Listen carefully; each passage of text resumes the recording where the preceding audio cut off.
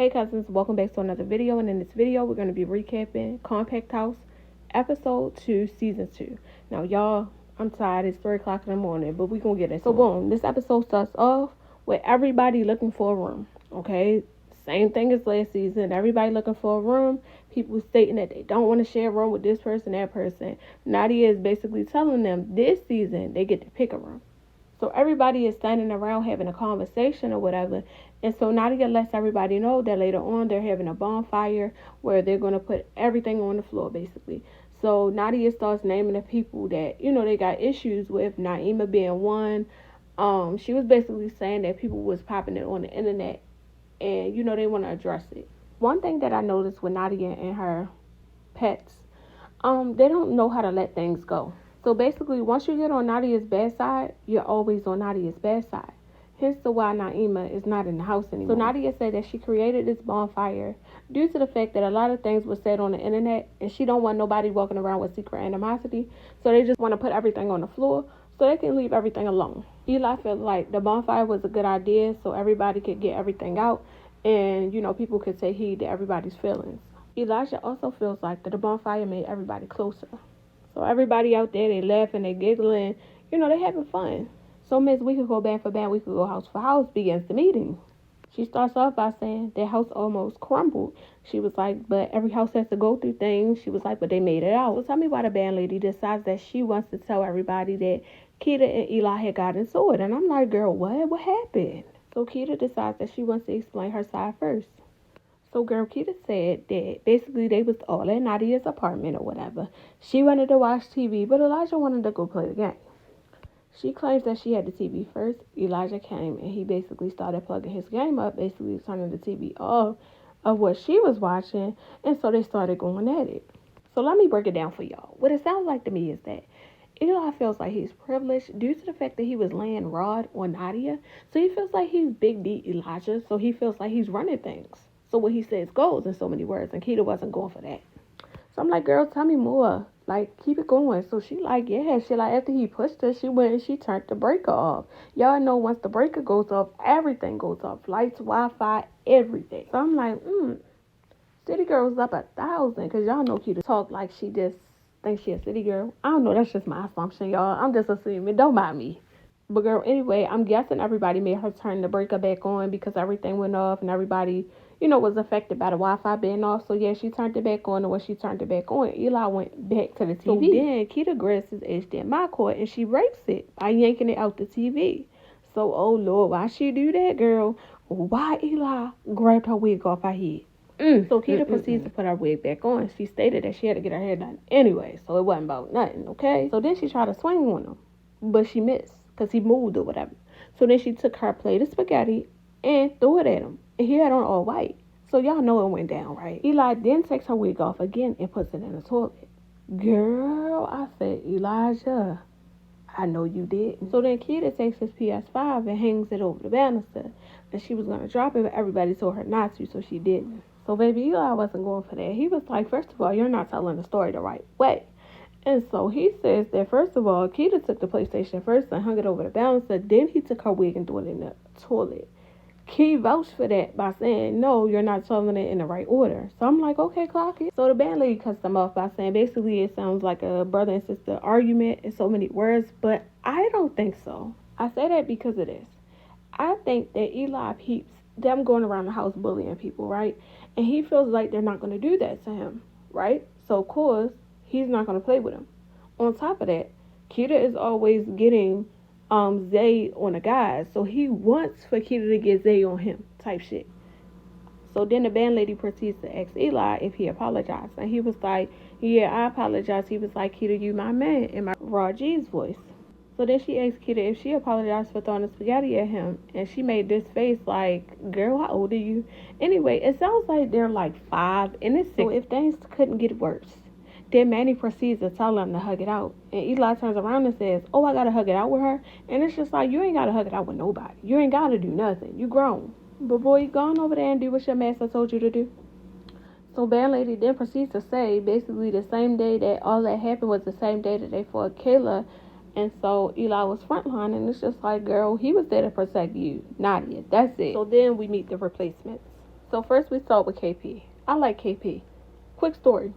So I remember KP used to dance with, I forget their name, like the something stars or whatever, right? And so I used to think that KP had a twin. Like I thought that it was a stud twin and a girly twin, right? And so I realized that it was the same person. I was like, yo, like that girl can really switch it up and she does it well. So next we have Golden, and then we have Tish, and then we have Quay. Now, when it comes to Quay, I feel like Quay was brought there out of spite. However, I like Quay. I feel like he's a nice, positive guy, and I feel like he does a lot. Like he does tattoos, he dances, he doing the influencer thing or whatever the case may be. And I feel like Quay is going to go far. So then Nadia brings up the Kayla situation, stating that she was disappointed in them because they should have just let Kayla tell her side, and then they should have showed, the episode for their proof. They shouldn't have said nothing. So then AZ, she began to talk, and she said that she was disappointed because at her big age, she shouldn't have did that. She was like, she allowed the internet to win, and she allowed Kayla to win. And it's just like, I'm glad she won. So then AZ turns her attention to Ke, basically telling Ke that it shouldn't have never been her and Keita fighting. It should have been Kayla and Ke fighting. Baby, it's too many Kes. And now Keita and AZ got a target on their back due to the fact that they're the only ones that fought. And it's just like, no. The reason why y'all have a target on y'all back is because y'all bullies. Listen to what y'all talking about. Y'all wanted for Ke to run up on Kayla when Kayla didn't run up on Nadia. Nadia made it clear that she was not fighting. And Kayla made it clear that she did not want to fight Ke. It's the same exact thing, but y'all gonna act like it's different. So y'all basically wanted for the fans to be mad at Ke for running up on Kayla when Kayla said she didn't want to fight. That's called bullying. And then y'all walk around and talk about y'all not bullies. But then proceed to say that basically Kayla bullied Nadia, and it's just like, how when Nadia started everything? Nadia got on an episode stating that Kayla had slept with Eli, and it wasn't true. Then she got on her live and she started popping it the way she be popping it. And it's just like, if you're going to pop it, girl, you better be able to pop it with your hands. But then AZ proceeds to say that Nadia is a little sister to her and, she would do it again. And it's just like, okay, well, shut up. But y'all remember when I said in the beginning, one thing about it, Nadia doesn't let anything go. Like, she holds grudges. So at the end of the day, they really don't like Ke the way she thinks they do. Because Ke was in Atlanta. So keep that in mind. So the proper A-kisser, she decides to say that she apologizes if she made anybody feel any type of way, but she's not scary. She stated that basically she's in a rock and a hard place because she's the person that brought Kayla around. She introduced Kayla to Nadia. Did cuss her off by saying she doesn't give a F. She said because she feels like Kayla was pressing the issue. She was bullying Nadia. She said that basically she didn't care if Kayla did not want to fight Ke. She should have still ran up on her. And again, that is called bullying. And that's the issue at hand. The bullies got bullied. Because see, the thing is that y'all didn't tell the boys because y'all felt like that Kayla was going to be alone. And she wasn't. And then Ke cuts AZ back off and says, that's cool, that is your opinion. And she said it like in a sassy way. So I'm like, okay, Ke, you standing on business. But girl, and then in the same breath, then apologizes again and says, y'all know I ain't no scary B. And it's just like, to me, like, yes, you are scary because Kayla's friend didn't want to scrap with you. And you had all ample enough time to fight her because she waited and waited and waited. And you did not fight. You went and got in the car. So stop. So then Keita proceeds to say basically that it's not about being a scary bee. She said it was the principle. She said it put her and AZ in a bad position because Ke should have took the fade before they did. And it's just like, okay, y'all all supposed to be friends, so it don't matter who took the fade or not. She felt like that Ke kept giving Kayla a chance. She was like that Kayla was about to run up on Nadia. She said Kayla was taking pictures of Nadia's car. And it's just like, if somebody is running their mouth on the internet, Nadia, and saying the things that she's saying, of course the other person is going to show the internet that you're not like what you're saying that you are. You got all this mouth, but when it comes down to scrapping, you're not doing so. So Ke basically keeps saying that, okay, well, Kayla said she didn't want to fight me. In so many words, she was not going to run up on somebody that did not want to fight her. Nadia feels like Ke shouldn't have gave Kayla that choice because Kayla was antagonizing Nadia for not wanting to fight. And nobody did that to Kayla. But that's not the same thing because, yes, Kayla called out AZ and she fought AZ. You fought nobody and you was the main person on the internet running your mouth. And I just feel like y'all should be blessed that it was Kayla and her friends and not nobody else, because if it was somebody else, they would have did y'all the dirty way.